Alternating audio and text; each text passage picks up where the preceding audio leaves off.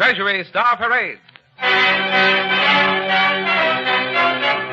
Produced under the personal direction of William A. Beecher, with Mr. Alfred Lunt, Al Goodman and his orchestra, and Henry Hall as our master of ceremonies. This is Henry Hall, ladies and gentlemen, with another of the programs brought to you by the Treasury Department. Several programs ago, I mentioned the fact that very soon, perhaps, someone might write a ballad of Bataan. A ballad of those brave men and women who made their last stand at Corregidor, the immortal battalions of Bataan. Ladies and gentlemen, that poem has been written by one of America's finest young poets, and your Treasury Department has invited one of America's ablest actors to interpret it. It is my rare privilege to present Mr. Alfred Lunt in Norman Roston's Ballad of Bataan.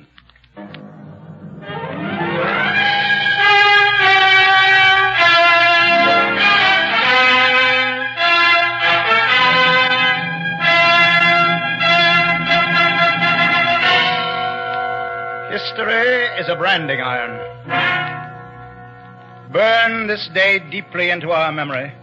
Teach us with your fire. Strike with your iron so that we may never forget. Burn into our minds and hearts the names and deeds of our men and women of Bataan.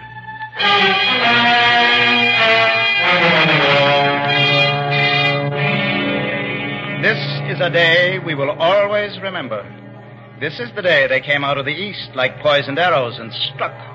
Starting this day, we sing of a new spirit, of new heroisms made by our men and women in battle. Across the dangerous seas, we shout hello. Over the great curve of the earth, we send greetings. To you, Douglas MacArthur, tall and calm with the confidence of cannon. And you, Jonathan Wainwright, warrior who stood like a rock in Manila Bay.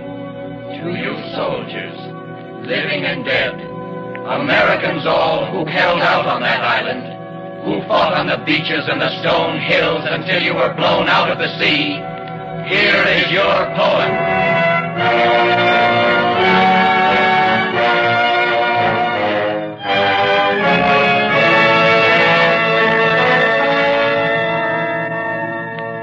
Traveling high and blue over the Pacific, bomb racks fully loaded, business strictly confidential, no advance notice, so sorry. And a beautiful morning, too, Sunday, the day for rest, for sleepers, for prayer. There are smiling diplomats in Washington, the dagger behind the smile, the knife hidden in the sleeve, to strike. That's how it sounded by air. But they moved on the ground as swiftly. No sound effects for that.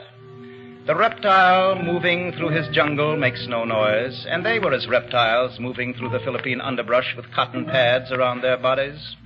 Others painted green, hidden in the trees with their green telescopic rifles. And others, the smiling tourist type and the innocent fishermen on their islands schooled for this treachery, now strike. The command comes through, attack Bataan in force, take Corregidor in a week. Bataan, Corregidor. Admiral Toho, those are the names, will break your knuckles. Oh, great Mikado, you'll learn to bleed on those names. Hirohito, wipe that smile from your face, because it won't be a weekend job for your boys. What were the orders? Boom from Tokyo, wipe out American garrison, take Corregidor in a week? How long ago was that? What happened, Tokyo, old boy? Did you say Corregidor? Tell it to General Douglas MacArthur. Tell it to Jonathan Wainwright. Tell it to the Marines. Yes, and tell it to the Navy Detachment Cavite Bay who manned their guns with decks underwater. Tell it to the 31st Infantry, the boys from California and Tank Corps from Illinois, and guardsmen from New Mexico and points north and east. You scared them all right. Yes, sir. You had them running for cover. Straight from the foxholes of Bataan, meet the welcoming committee. The population greets you with flowers. Step right this way and get yours.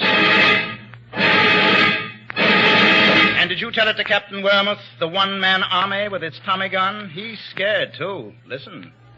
I'd like to get 100 at a time, easier than shooting clay pigeons on a string. I met one of them midgets in the dark and left a grenade in his hand, and where do you suppose he is now? Or maybe you'd better tell it to that honorable Jap commander who couldn't live in a world full of American courage and fell on his sword like a madman.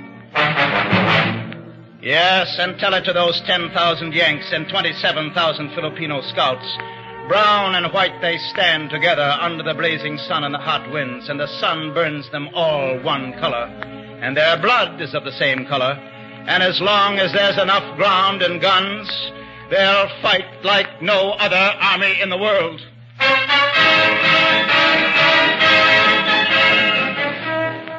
And they did. They were rookies, most of them. This was their first war. They crouched at the noise at first, and they handled their guns like farmers, but they caught on fast. They knew the land and their footing. They fought stripped to the waist and grinning. This was their corner of the USA. This was Massachusetts and Minnesota. They fought along the Main Street jungles, house by house, door by door. At first, it was easy. There was food and water and fruit. There was plenty of quinine. There was room for retreat and a plan. Slowly, slowly, backward into Bataan, into the jungles and hills of Bataan. Hills at their back, then the sea, the bristling final harbor, Corregidor, the heart of this great body, calmly beating.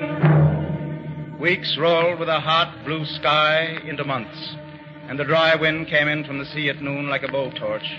And they fought 1,000 noons. They fought for every yard of ground, wisely, shrewdly, without fear, outnumbered 10 to 1. They slugged it out in a slow, bitter retreat and hold, leaving the dead where they fell, striking out, stabbing into the night, riding out to meet the Jap tanks with the head-hunting Igorots tied to the turrets to guide them. And above, heroic and alone, the last 4 P-40 fighter planes riding out with their grinning pilots, their patched wings and tired motors, riding out to give 'em hell. That's fine, baby. Breathe deeply. Let's have all the horsepower you've got. There's a Jap cruiser underneath your wings, and we're going down to say hello. And there were others, all brave, army doctors who worked with the ground rocking, Dr. Adamo and Dr. Schwartz and others, and the women nurses who fought alongside the men without food or sleep.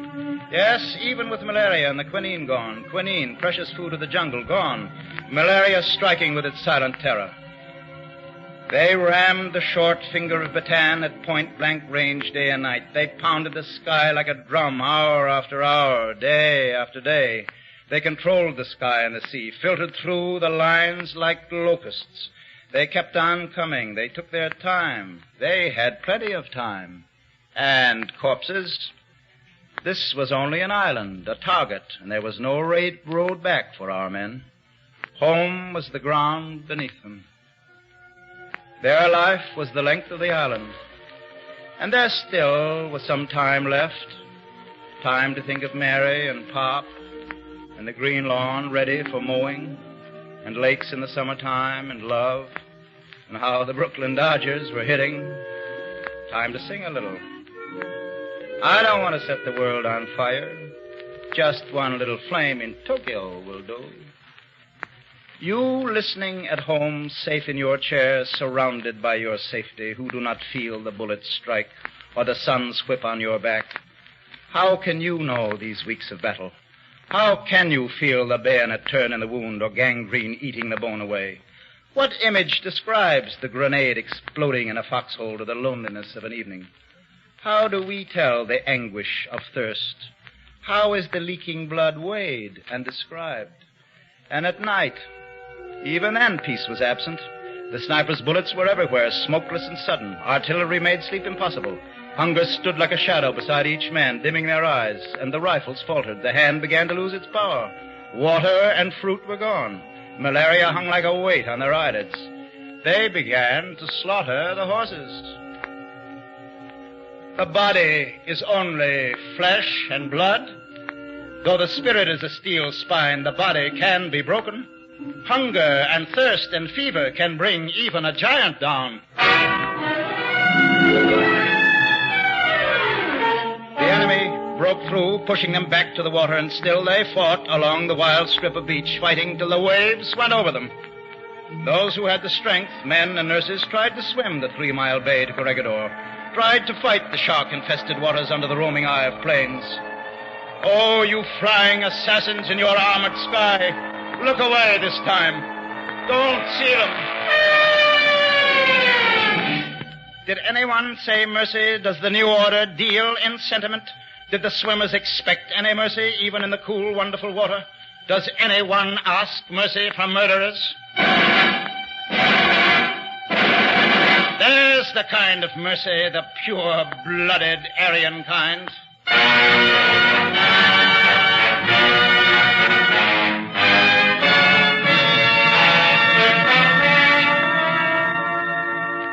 They tried to take Corregidor by sea, but the sea was another wall. They tried to take it by air, but the sky held. They took it by the back door of hunger and thirst, the back door of disease. They took it only after the men were stunned by bombardment. 10 days and 10 nights until the island seemed to crack in half, with the ground smashed beneath them and the sun darkened by planes. Our fathers of the living past, these are your sons. Remember them with Bunker Hill and Valley Forge. Tom Paine, Jefferson, Lincoln, your words live again. Your words are poems shining on our bayonets, and our bayonets are fixed. Our first heroes, sleep. Sleep where you fell. In the warm waters of Subic Bay or on the sands of Lugayan Beach, in the gum tree forests of Bataan and the tall grass or on the hard road, whether painfully or swiftly taken, you left a message taller than yourself. You have destroyed the lie that free men die easily in our time. Soldier, can you hear the sound of men marching? We are coming back to Bataan. We are marching over land and water to strike with our continent of power and smash them to earth and clear the earth forever of its hate, its killers, once and for all time and forever. The thunder gathers, the lightning will strike.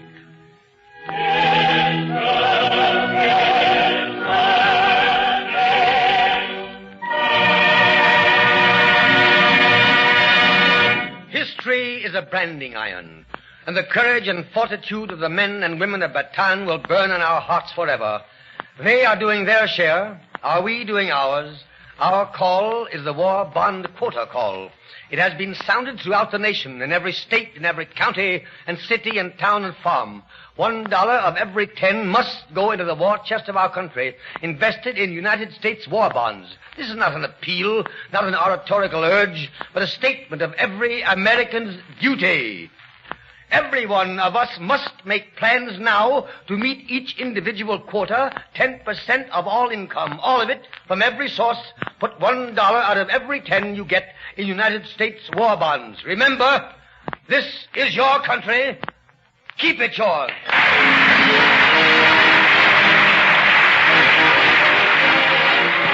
The United States Treasury Department thanks the distinguished artists who gave their talents to this transcribed performance.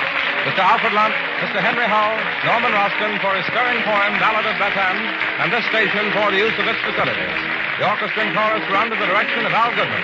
Additional writing by Malcolm Meacham and Violet Atkins. This is Larry Elliott speaking.